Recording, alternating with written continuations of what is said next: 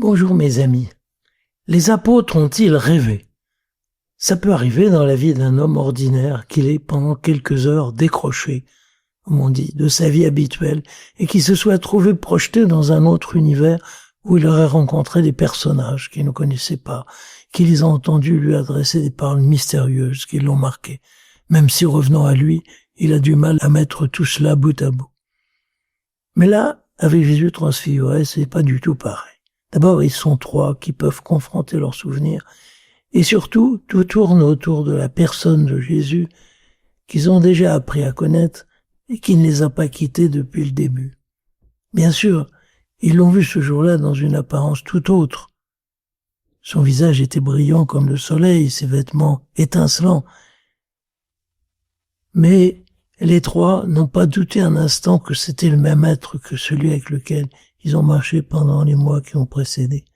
Quand tout le décor disparaîtra et qu'ils se retrouveront seuls avec Jésus, la vie reprendra comme avant, mais ils se souviendront de ce qui leur est arrivé et ils garderont la consigne de silence qu'ils ont reçue. Ce qui frappe dans ce récit, c'est qu'il y a de l'extraordinaire, du divin, mais logé au cœur de l'ordinaire, du concret, du banal.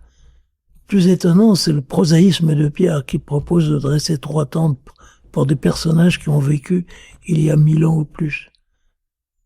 Comme si nous nous proposions de préparer une chambre pour Charlemagne. Devant Jésus qui révèle la profondeur et la souveraineté de sa présence, le temps et l'espace perdent une partie de leur souveraineté.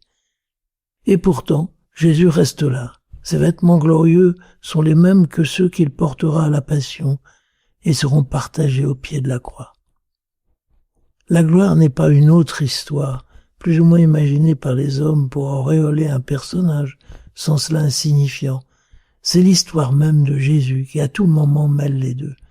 Il tombe de sommeil à l'arrière de la barque et il commande en maître à la tempête. Il est fatigué par la chaleur du jour et assis sur la margelle du puits, et c'est lui qui devine les pensées secrètes de la Samaritaine et qui voit les champs qui blanchissent pour la moisson.